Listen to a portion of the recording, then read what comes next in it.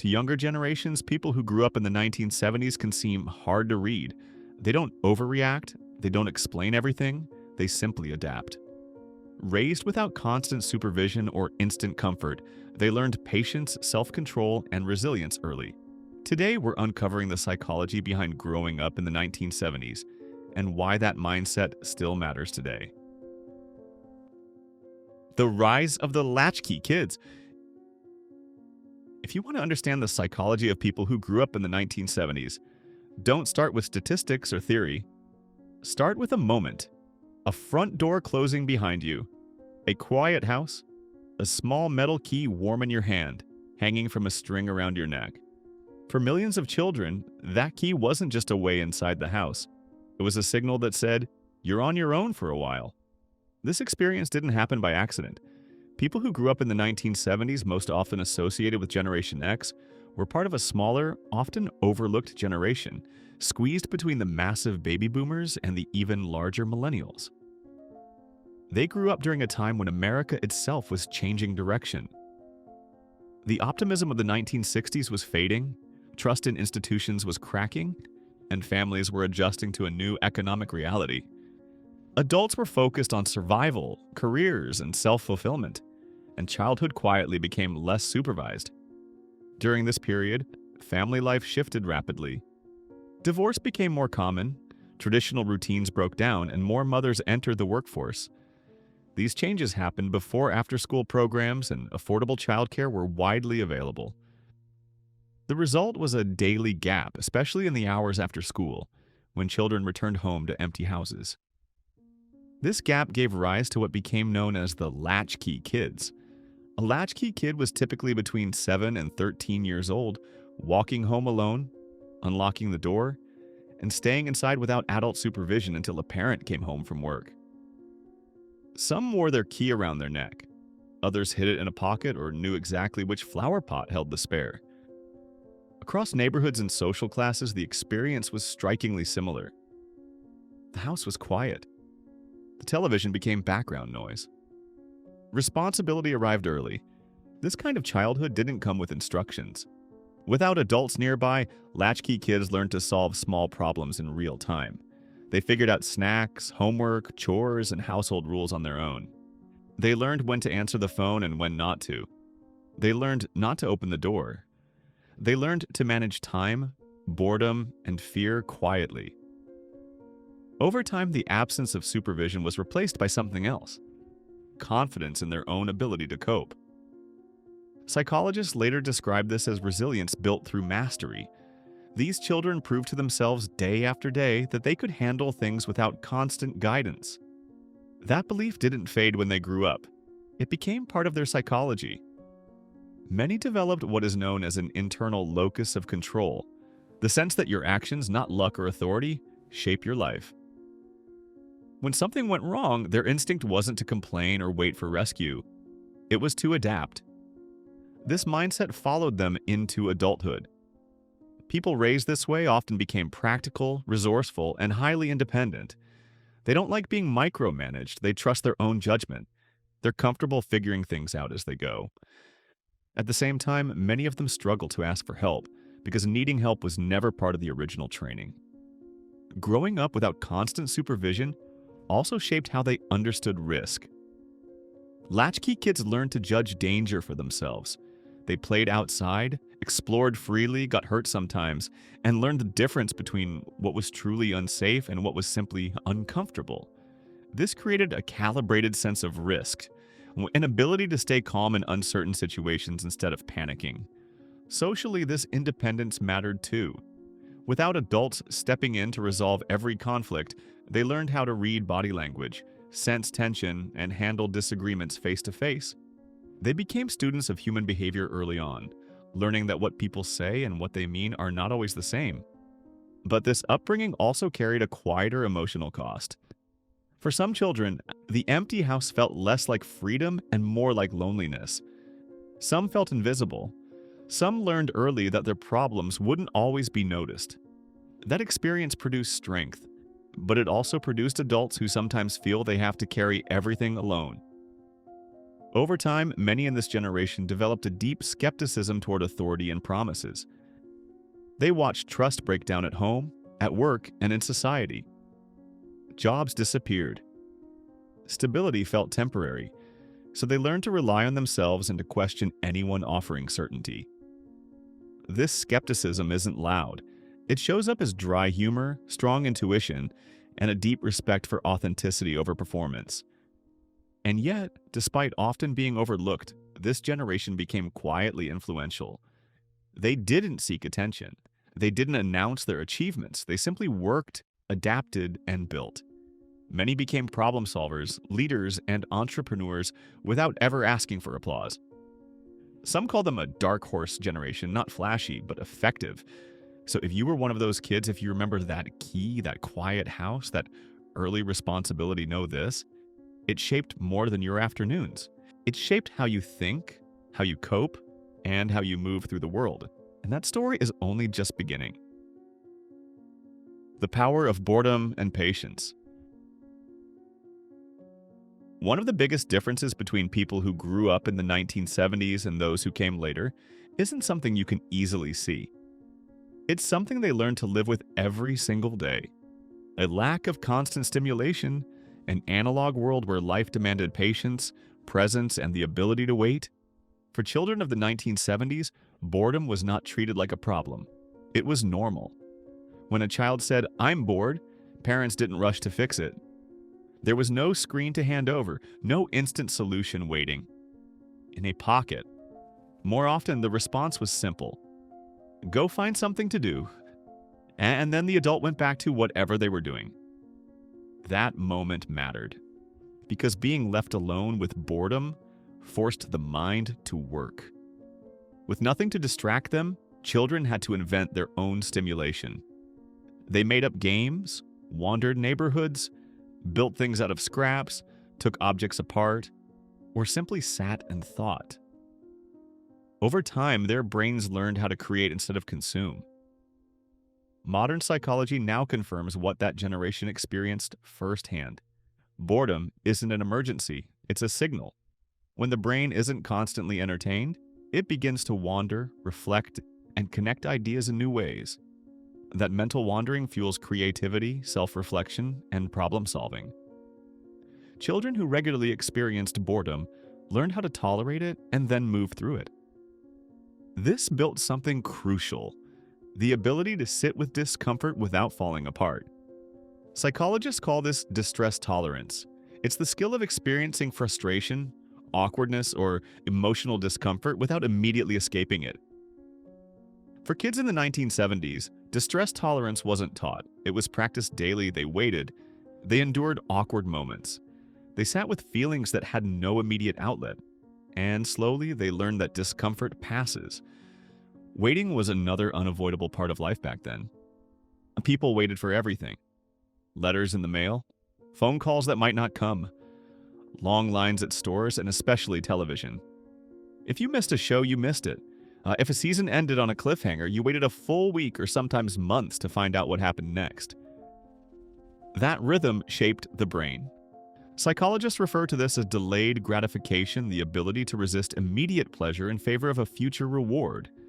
It's one of the strongest predictors of long-term emotional stability, self-control, and relationship success. Children of the 1970s didn't learn delayed gratification from lessons or charts. They learned it from life. If you wanted something, you saved for it. If you wanted to see something, you waited. If something broke, you lived without it until it could be fixed. Waiting didn't make life worse. It made rewards feel earned. It taught patience, discipline, and appreciation. This generation learned early that not everything arrives instantly and that waiting can actually make things sweeter. Christmas mornings felt magical because they came once a year. New albums mattered because you played them all the way through. Anticipation was part of the experience. Along with patience, this world also trained the mind to focus deeply.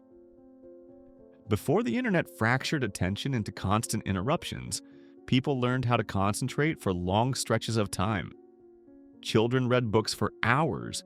They worked through homework without search engines. They wrote letters by hand and thought carefully about what to say.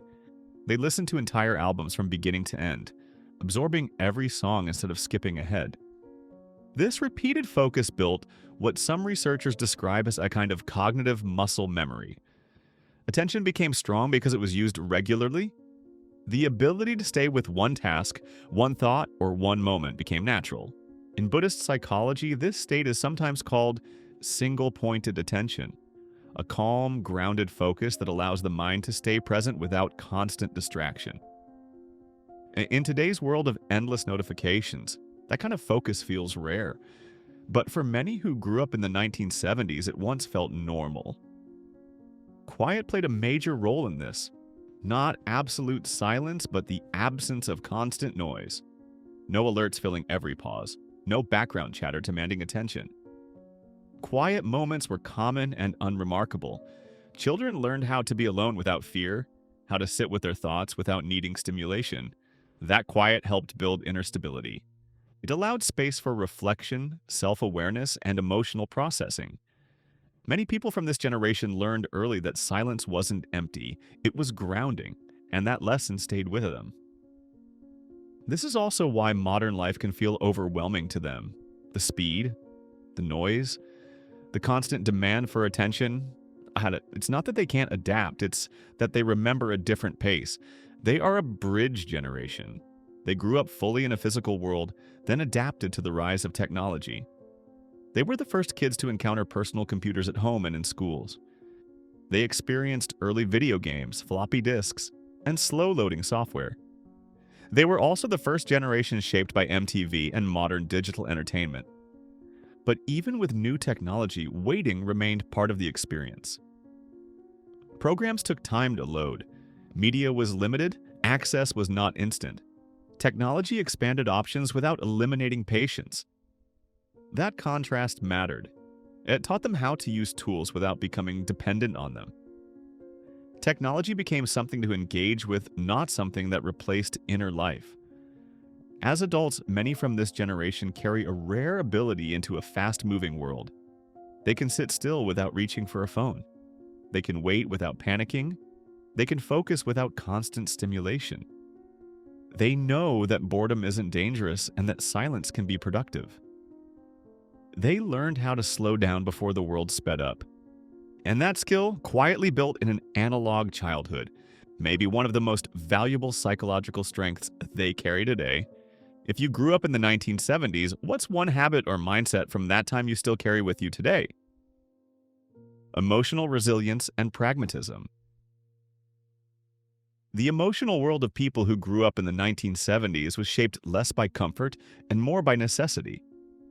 This was a generation that learned how to manage feelings not because someone taught them how, but because there often wasn't anyone around to do it for them.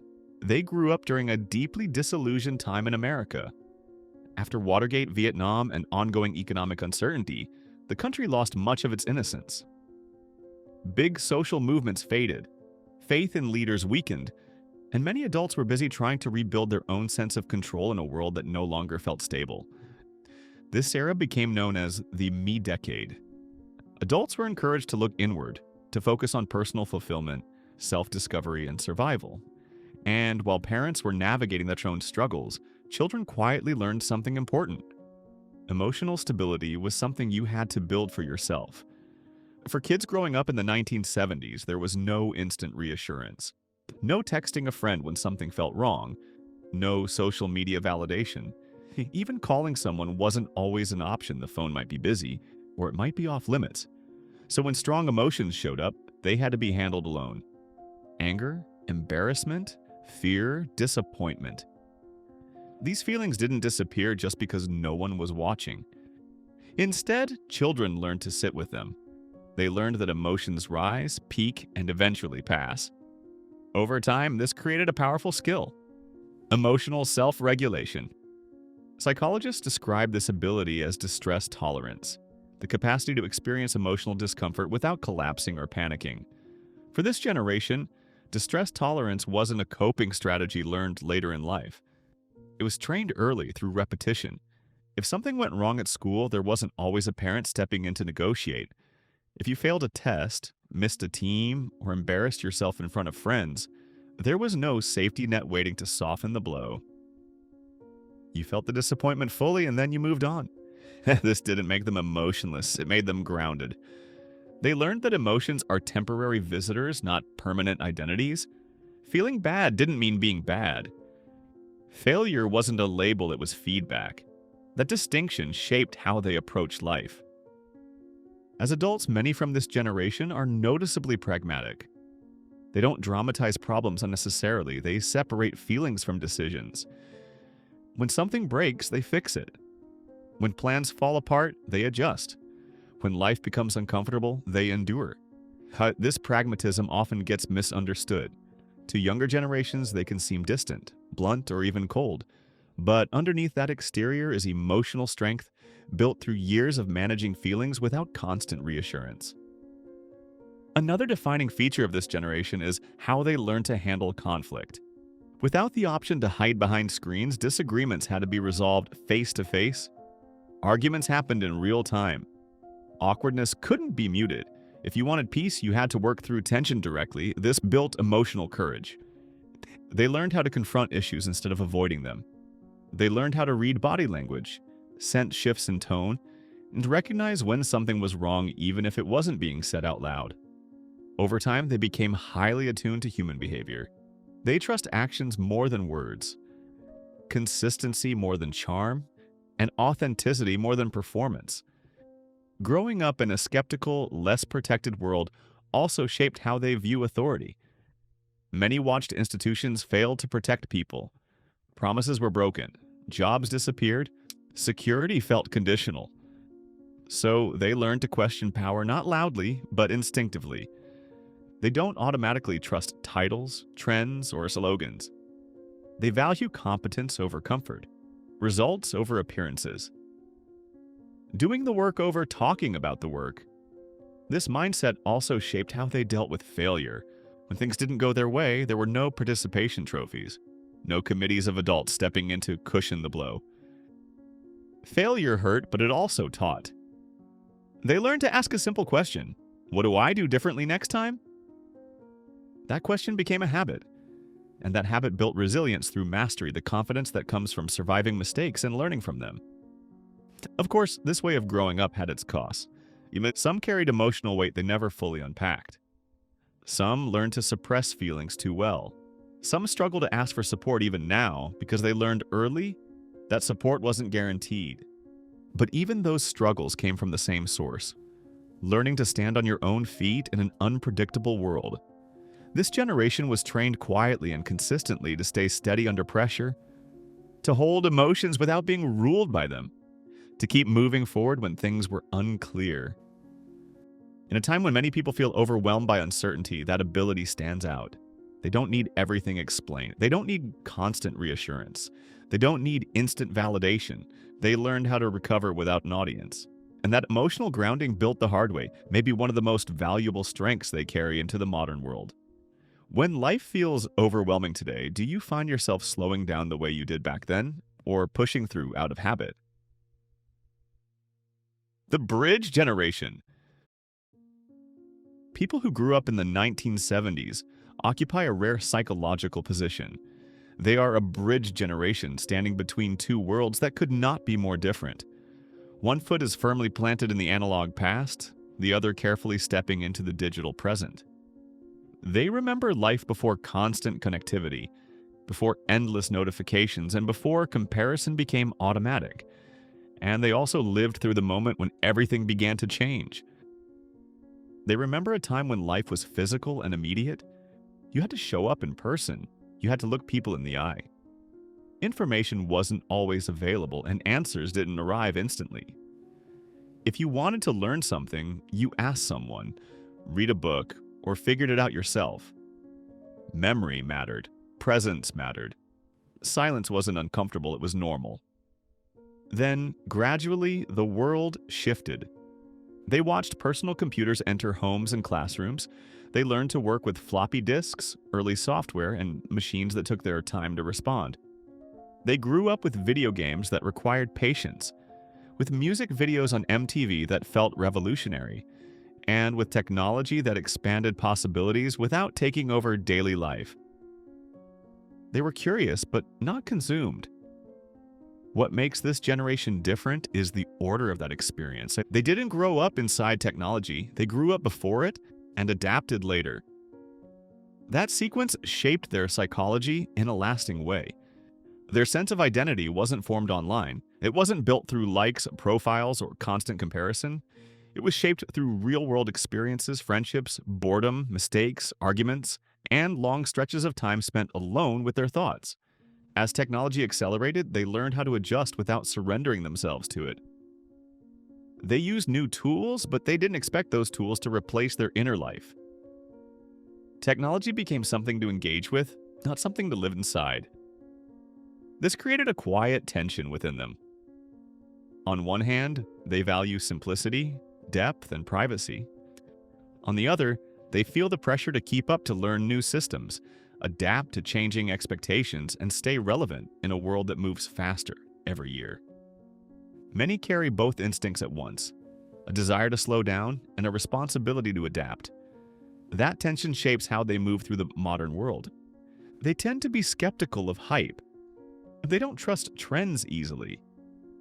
They've seen too many promises come and go to believe every new solution will fix everything.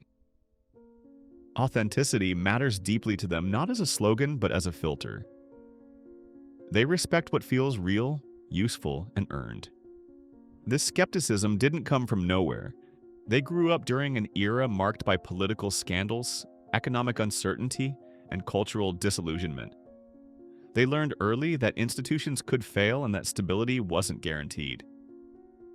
Many entered adulthood during times of layoffs, outsourcing, and shifting job security.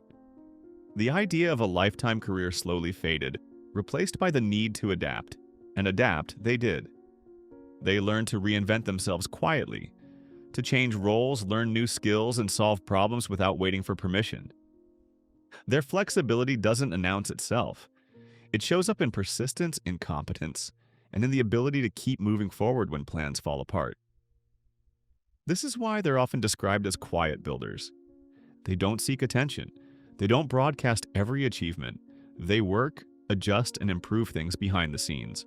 Over time, this created a powerful legacy, a generation that helped shape modern technology, business, and culture without demanding credit. As a bridge generation, they also influence how they relate to those who came after them. As parents, mentors, and leaders, many of them resist constant hovering. They understand that struggle builds strength. They believe competence matters more than comfort, and that confidence grows from experience, not from constant reassurance. They give space, but they stay watchful. They step in when it matters, not when it's merely uncomfortable. At the same time, they carry concern for what's being lost. They see attention spans shrinking, patience wearing thin, silence disappearing. While they appreciate technological progress, they worry about what happens when people lose the ability to sit still, think deeply, and recover emotionally without an audience. That concern doesn't come from nostalgia alone, it comes from memory. They remember a time when connection meant presence, when friendships formed through shared experiences, not constant updates, when identity developed slowly through trial and error rather than public performance. Living between these two worlds gave them perspective. They know what it feels like to slow down. They know how to adapt without losing themselves. They know how to stay grounded in a world that keeps accelerating. That balance, quiet, steady, and hard-earned, is the true strength of the bridge generation. And it's something the modern world may need more than ever. Looking back, what lesson from the 1970s do you wish younger generations understood better? Where the 1970s generation stands today. Today, the people who grew up in the 1970s are no longer the children with house keys around their necks.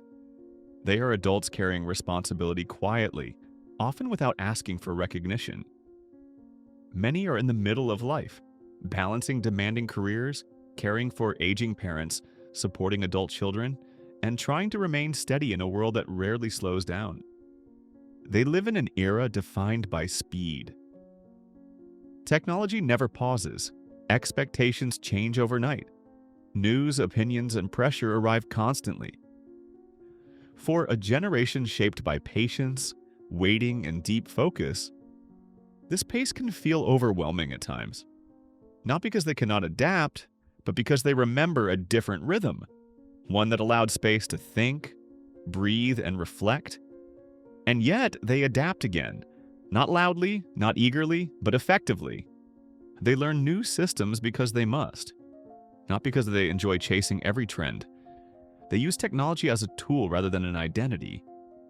Many prefer fewer notifications, fewer platforms, and fewer public performances.